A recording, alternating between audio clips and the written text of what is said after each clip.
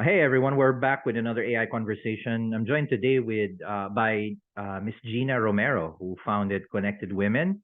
I met Gina in a couple of places. There was a panel in Cybersphere, I think, Gina, and then the first time we met was in Plentina, maybe the launch. Uber.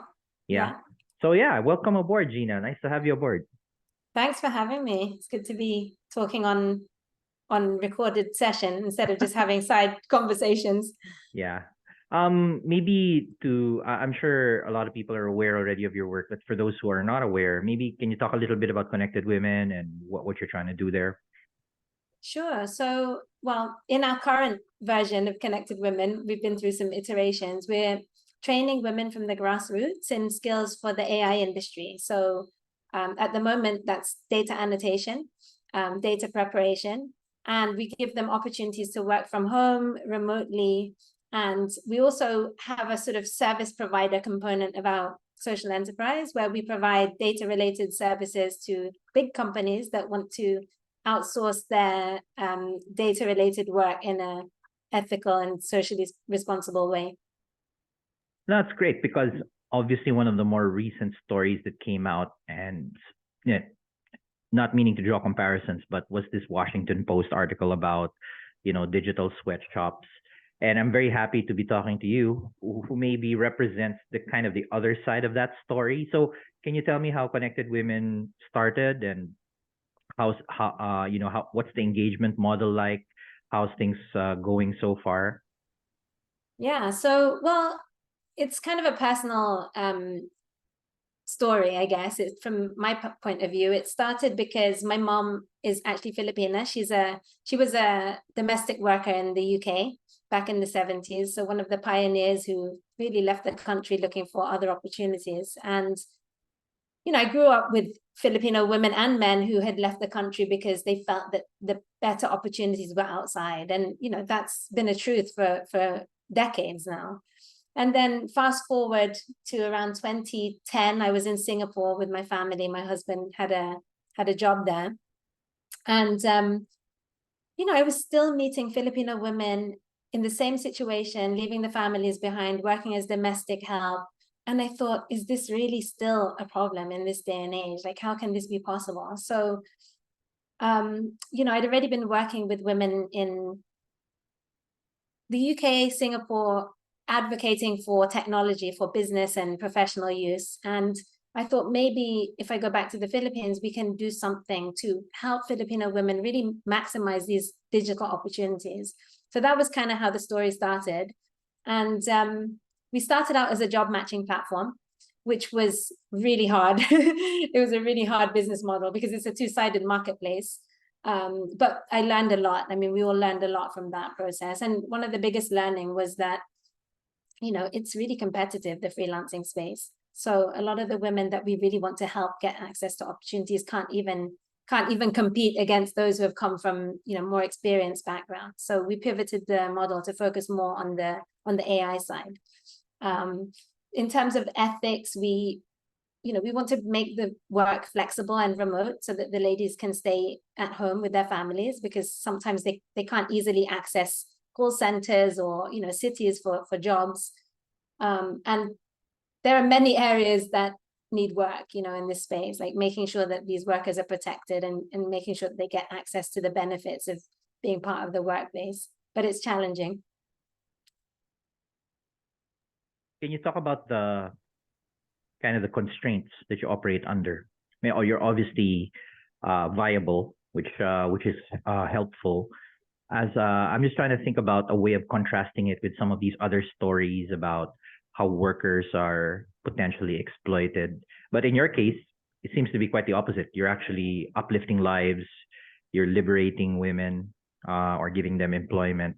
How does that all work in Connected Women?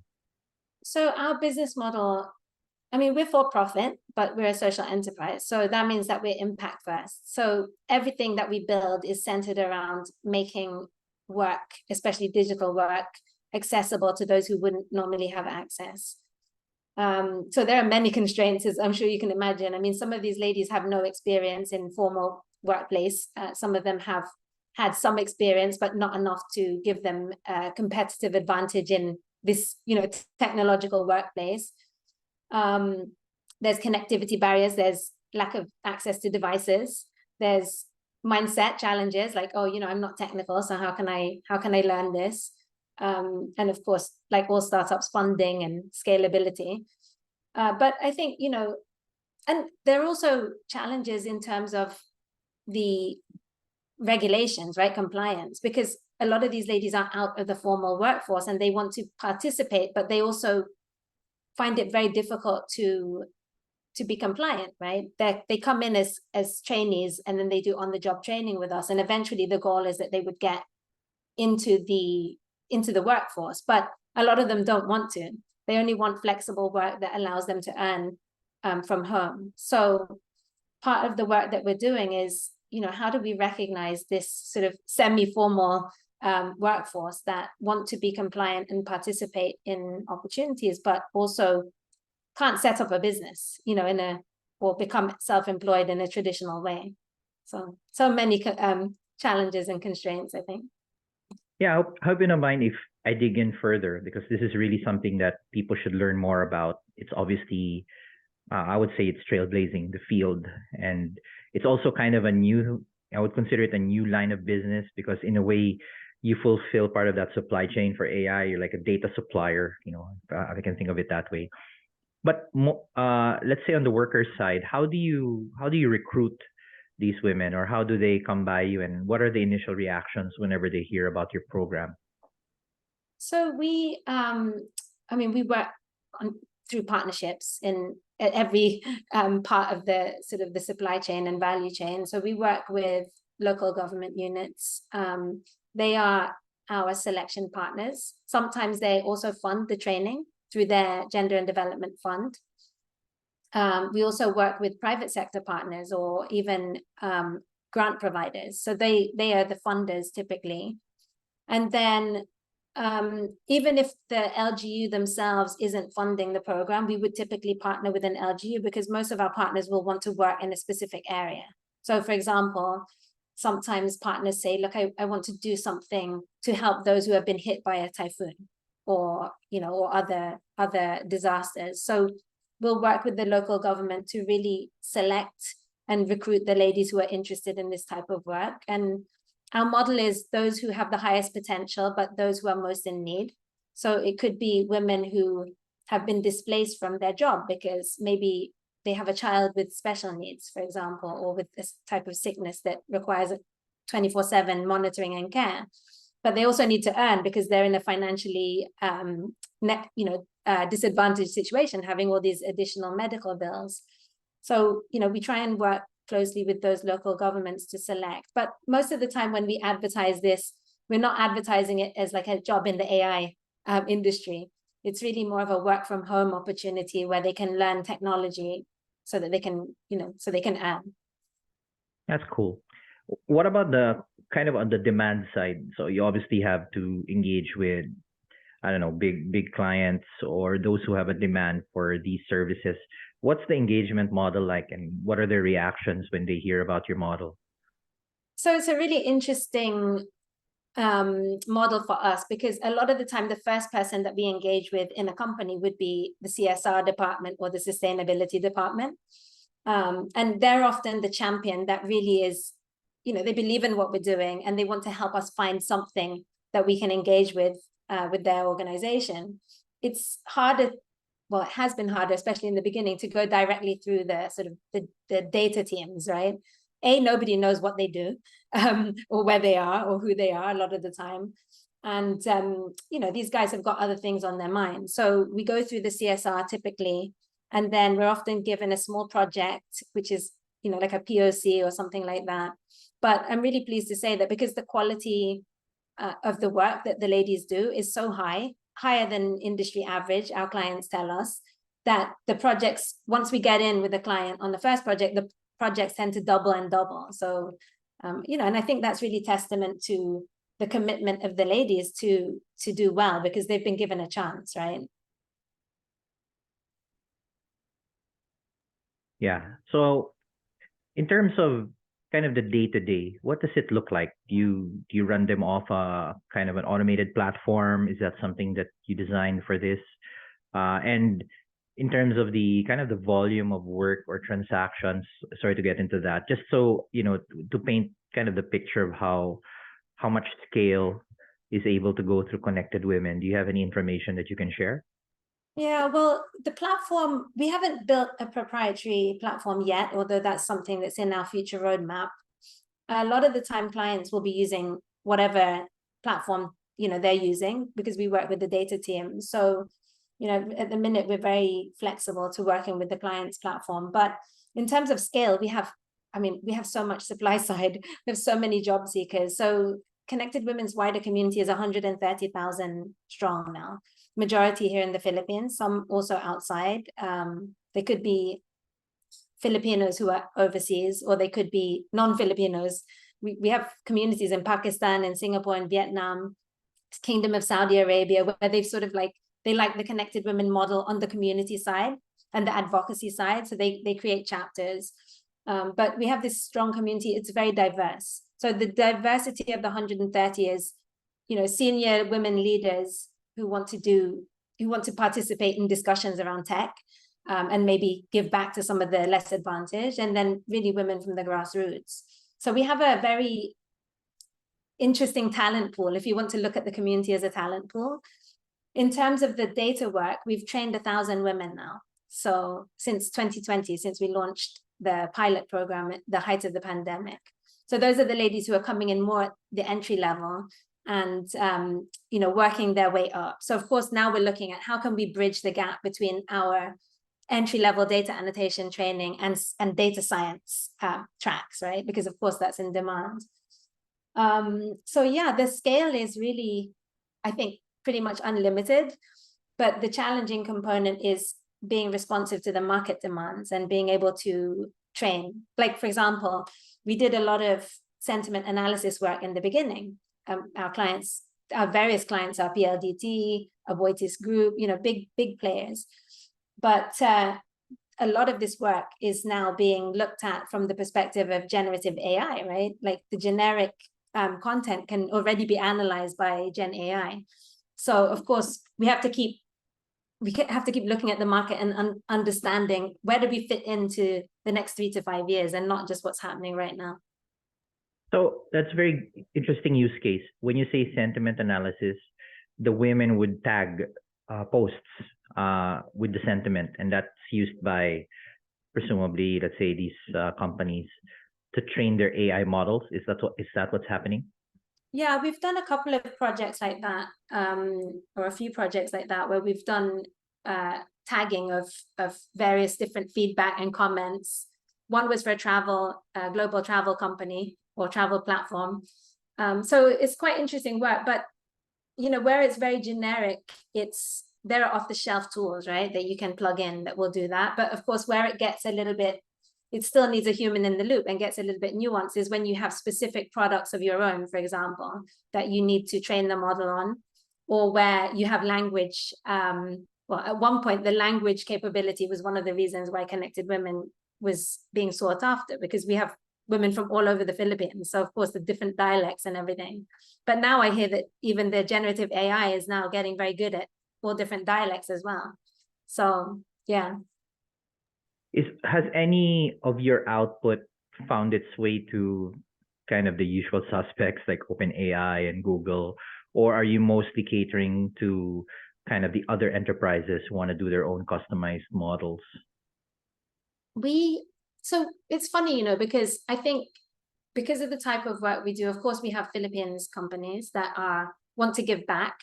And then we have some international clients, but the international clients that we work with are very conscious about ethical sourcing, because these kind of scandals haven't only been around recently, right? I mean, there's always, even if you think about manufacturing of clothes, right? The idea of the sweatshops and all that came all the way back there. So it's such a difficult topic to talk about meaningfully, right? Because like when I was in the UK, there was a lot of topics about these big fast fashion outlets outsourcing work to countries like Bangladesh, where they were paying them, very, very small amounts by comparison to UK salaries. And there was a lot of discussion around that. But then it's difficult to draw the line around these ethics, right? Because sometimes it's a difference between people not being able to eat at all and the small amount that you pay them. So I think we have to be careful sometimes judging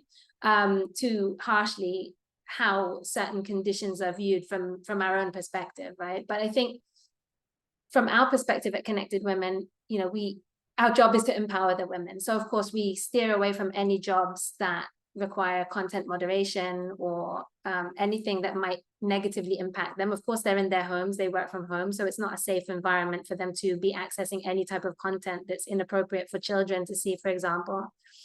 So I think, we have to play it by ear and make sure that we're complying to the standards that we set for ourselves, including wages, right? Because we pay Metro Manila minimum wage for both training and work. So, and it doesn't matter where they are in the country.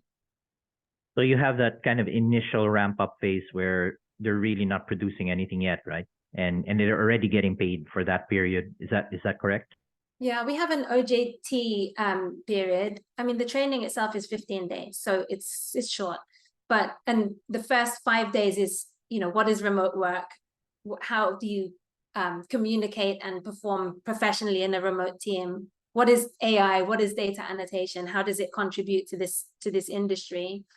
And even basic sort of like data privacy, of course, data handling, and things like that. What is an NDA? We even make sure that our workforce and our team understand what they're signing, and that's why I brought it up on the panel, right? When we were on the cybersphere panel, if you're asking someone to sign something, I think you have a responsibility to make sure that they understand what they're signing.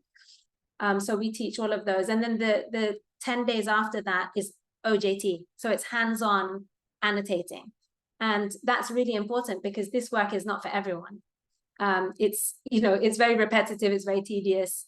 It requires a very high level of attention to detail and focus and all the rest. So we want to make sure that A, they're suited to the work, and B, they like the work. Otherwise, what's the point?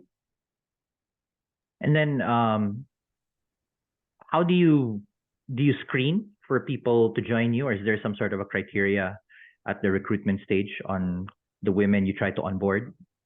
It's a very low barrier to entry. That's our objective. So, when we talk to the LGUs, they just need a cell phone that can navigate basic apps like YouTube, Facebook, and the rest. And they need to have enough skill to be able to navigate basic apps.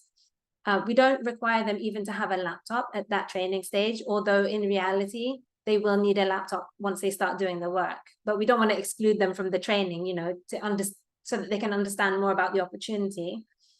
So yeah, the barrier to entry is very low, but the downside of that is we can't guarantee a really high placement rate, right? Because of course, we want as many ladies as possible who are curious about this industry to actually try it.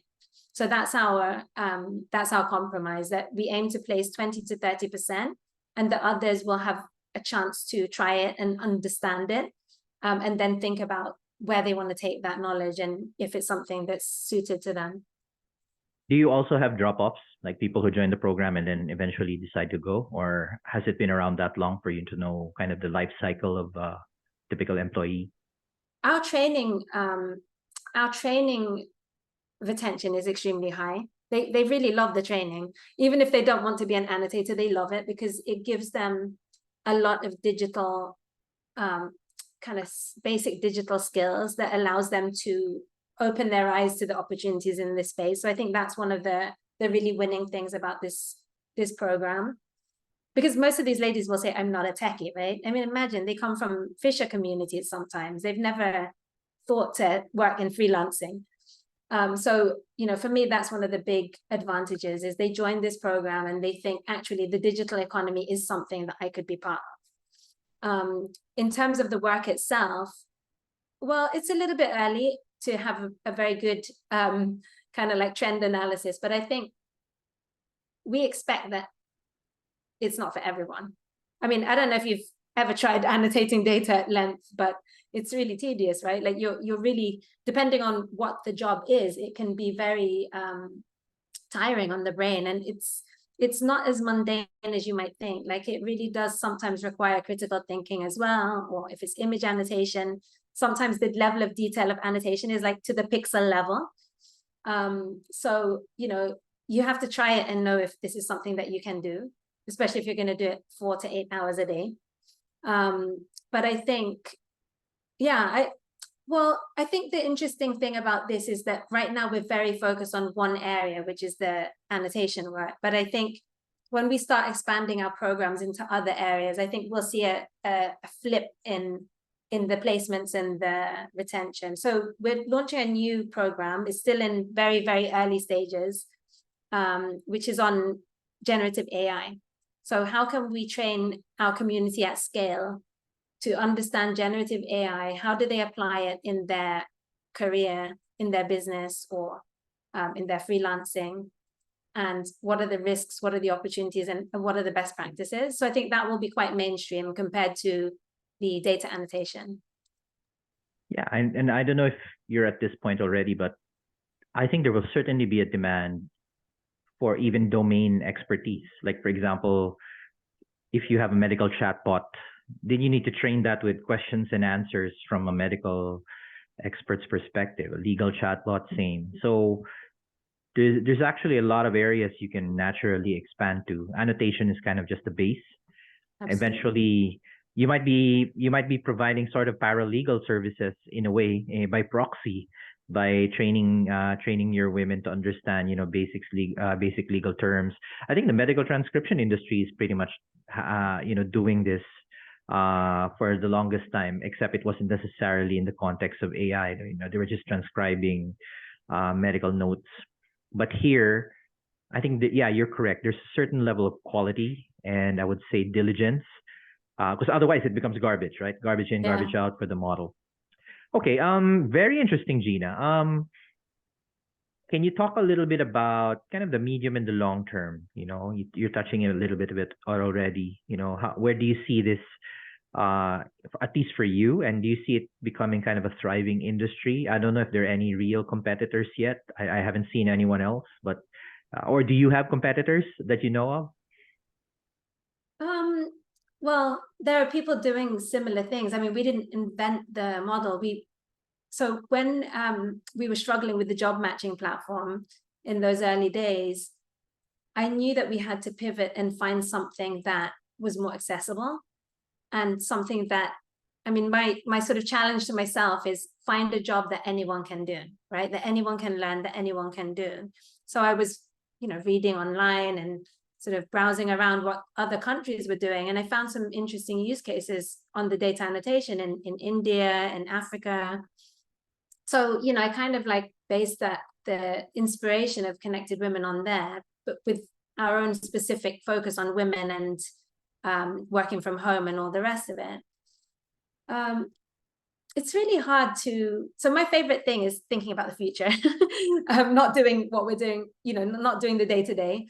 And I'm really happy that now I have, you know, Agnes in my team, who's our CEO, who joined us last year, who takes over the day-to-day from me, so I can think more about the future and have conversations like this. But I'm not sure where it's going, to be honest. Like, all I know is that we really need to reskill everyone, everyone at all levels. I think that's really important. And everyone in an ideal world would have a basic understanding of how these tools work, just the basics. Especially those who are making decisions, you know, creating laws, policies, frameworks, and all the rest. I think that it's okay to admit that you don't understand it and to upskill yourself. And I think that's really important. What I'm trying to figure out, and I'm sure everyone is trying to figure out, is what is going to be the demand, right? Like, which of these specific use cases that will be really in demand that we as a company at Connected Women can really serve well. And so my particular interest right now is in the gender space, because I've been in the gender space since 2005, so just a little while. And, you know, there's a lot of interesting conversations around gender ethics, AI governance, none of which are my area. but I'm learning as much as I can because I think there's not enough conversations happening. There's a lot of conversations about the risks and the challenges and the problems, but not a lot of conversations around the solutions. So that's where I'm focusing. Do you see this service or model extending to, let's say, out of school women, out of school youth? Because I'm not sure if you're familiar, but I had a very recent conversation with a certain priest, Father Beltran, and he seems to be doing for education what you're doing for employment. In other words, he got a grant from the DepEd ALS to provide kind of alternative education, and he focuses mainly on out of school youth, both men and women, ages 22 to 26. And then he uses kind of a smorgasbord of curricula, but a lot of it coming from IBM, open source curricula on cybersecurity, data science, blockchain. And I think the interesting parts are two things, and I'd love for you to chime in on how you appreciate it. One is he uses a gamified approach. So he sourced some funding plus the grant from DepEd, gave all these kids, quote unquote kids, tablets, and they're able to knock out all of these certifications from IBM in a relatively quick span of time. And then the second glitch was, I call it a glitch, these certifications, because of the ALS program, have equivalency to a high school diploma. So in a way, he's able to kind of short circuit this issue with out of school youth where most of them are dropping out because they're really bored to their wits. They don't want to study, this outdated curricula. I mean, it's not much of an economic cost to them. Public school is free, but most of them can't stay, in the classroom long enough, especially online. And then and they're often mistaken for attention deficit disorder and similar conditions. But then if you gave them something, IT driven, AI driven, gamified, they're able to knock them out relatively quickly. So I see this happening on the education front. And here you are, kind of right beside, not too far away, looking at providing alternative employment. So, I mean, do these developments resonate with you, or is there a way that you see this can be connected to each other? You touched on another area that I'm really passionate about because I'm one of those. I didn't finish a degree because I barely finished my high school. I found it very boring to sit in class and learn from books. But I did relatively well considering that I skipped most of my classes. The classes that I liked, I was like the most annoying student because I was the one who was like, give us extra homework. But if I didn't find the teacher engaging or I didn't like the way that it was being taught, I just skipped it out. So I really relate, and I think, but I love to learn. I mean, every day I'm doing new things, I'm learning new things, I'm reading new things, I'm curious. So unfortunately the traditional education system isn't geared towards a variety of learners for the most part. I think it's geared towards those who learn well in those types of environment. So I think we're going to see a big shift for many reasons. I mean, just because digital natives learn differently, right? They have a different pace of thinking, and they're probably activating different parts of the brain because they're processing information so much and not having to retain information like we had to do. So, that's going to change a lot. And I think, we need to empower these parts of the population who don't have the liberty of 4 to 6 to 8 to 10 years to sit in the classroom and learn before they can start earning.